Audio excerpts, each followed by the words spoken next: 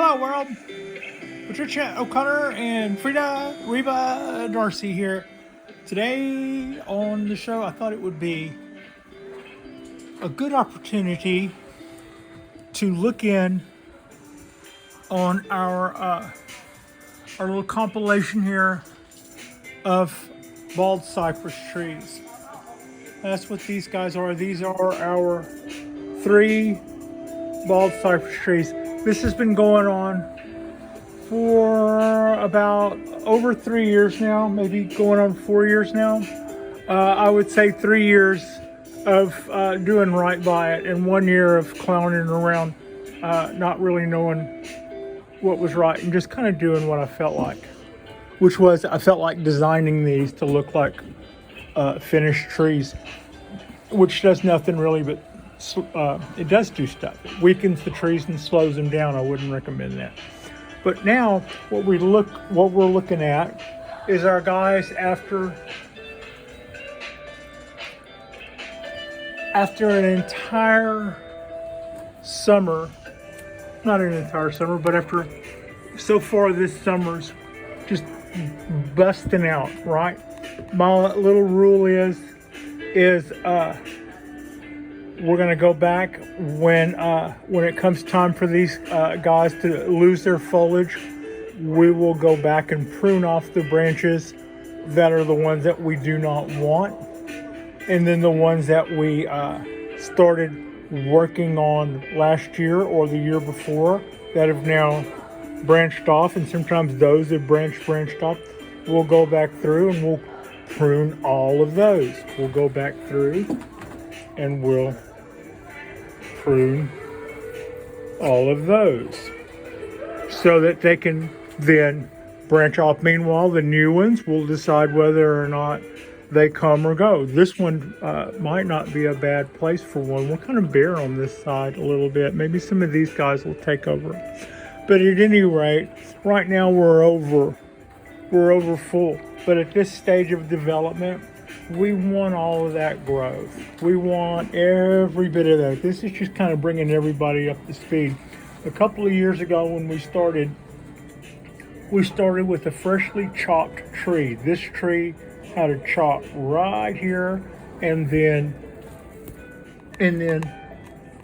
this leader that you see right here had just started. That was its first, it was the first. It was just pretty much the first branch at the top of where that chop was, and it was hit by a wire and pulled straight up.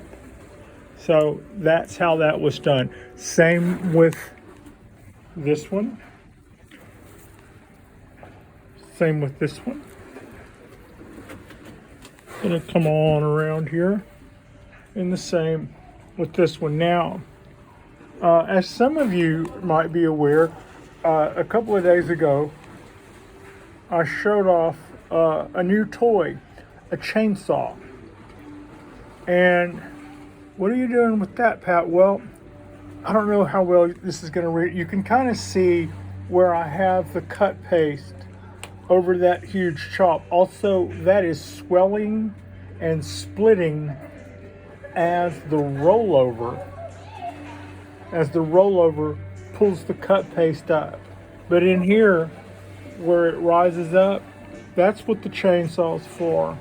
I need to cut that down below this rollover, and maybe even cut down into here a little bit, giving us a little bit of a hollow feature, so that when all of that rolls over, it'll be like zipping it up, and that's how we end up with taper without a weird funnel shape. I think is we empty this out, we hollow this part out, and then maybe even come down into here a slight amount, and by doing that, when that rolls over and closes, our taper's done. I don't know, I was worried about it more on the one I did the double chop on. I'm feeding the lace in the camera. You see what I have there is we have a wedge cut with what looks like a large amount of rollover already on it. And what I'm concerned is that when push comes to shove, find your finger, those corners will still be there. I suspect what'll happen and what it looks like is happening is I may not have that so much to worry about, because as this gets wider, it's like got a quarter of an inch to go on this side, and it has about 3/4 of an inch to go on the other side before the base of this new leader totally encompasses both of those ridges. So then it's just a matter of how well my split heals. So if I want that to heal faster, I've heard that if you rough up the leading edge, which would be this one. If you rough up the leading edge, that will continue, I've heard that edge will slow down its rollover unless you continue to like aggravate it or recut it or something. And I always wondered, if people were going to do that, why wouldn't they just do that with sandpaper against that edge? If you're just roughing up the bark to make sure that it continues to bark over, or to accelerate that process. I'm going to look more into that. But the reason we got the chainsaw is so that we can clear out these rising areas, so that as the tree does perform that rollover, that it won't have to roll over a flat plane. It'll be hollowed out there, and the rollover will come off more natural that way. That's why we do that. I'm not going to do that this week or next week. I am going to wait until this beautiful foliage that's on here changes to that red rust color. I just love that color. It's really beautiful.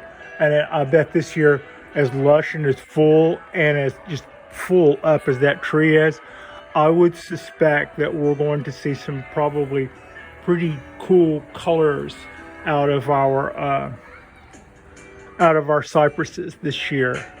So whenever it comes time for me to do the prune back on the branches, that's when I'm going to break out the chainsaw, because then I won't have to worry as much about hitting stuff that I want to keep making chlorophyll. I will have thinned it out a little bit, which will make operating a power tool in there amongst everything a little easier, because everything's basically going to be cut back for more ramification, or cut back as in, sorry, you didn't make the cut, try again next year.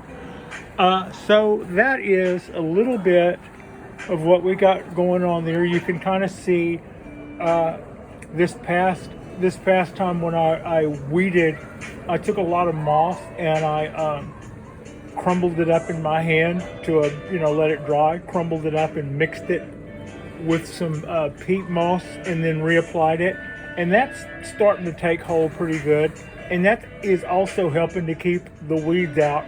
And as much as the bald cypress trees get watered, that moss should be happy and just go ahead and thrive there. That'll be perfectly fine with me. I think that would be a good look.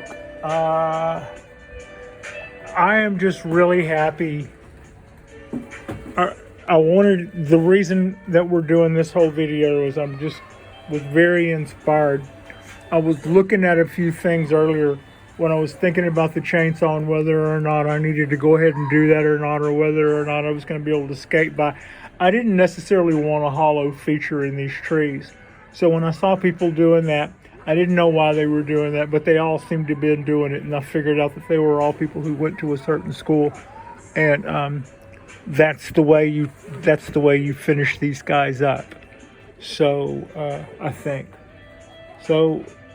But here's what I was really happy about. Look how much that leader that we started 3 years ago is just, that guy it hit the amount of growth that has taken on this year. That is just fattened right on up.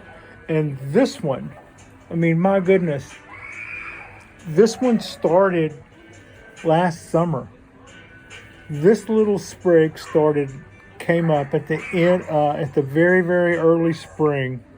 And I said, if that sprig lasts, into February and March and keeps growing, I'm going to bend it straight up and I'm going to cut off this leader, which was the same size as this one. And I did that because its placement was as good as this one's was originally.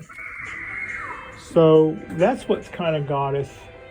That's what's kind of got that guy going there. And we've been having some really good seasons here the last couple of years with our trees. Here's a little quick glance over at our latest acquisition of our ponderosa. The needles look really good. They're all finding the light nicely.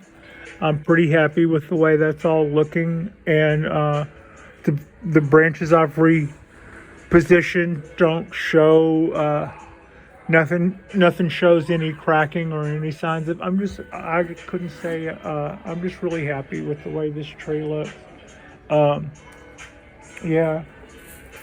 I don't know that it's taken up water, but it's very mild here. I mean, it's like 65 degrees today, so maybe it just isn't drinking very fast. It did get watered since I've gotten it. It's gotten its treatment and it got watered once. Here's our oaks. Anyway, like and subscribe if you guys haven't already. Our next post will probably be, we'll probably film something tonight. I'm just really enjoying the way the cypress trees are looking. And I thought it was, with the cool temps the way they are, we sort of have an extended growth season right now. They seem to be happy and healthy and lush and doing all kind of stuff. This is an example earlier. This is an example of the kind of thing I was saying earlier. Don't grab stuff like this and go yanking on it. It might look like a cool time to peel off some dead bark, but in reality, it might just be separated there and you would be peeling back and scarring the tree.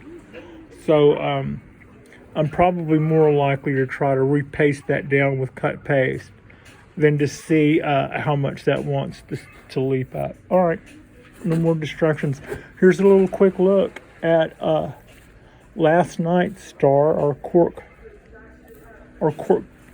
bark Japanese black pine, looking none the worse. We removed one branch, making it possible to actually see some of the base of the tree now.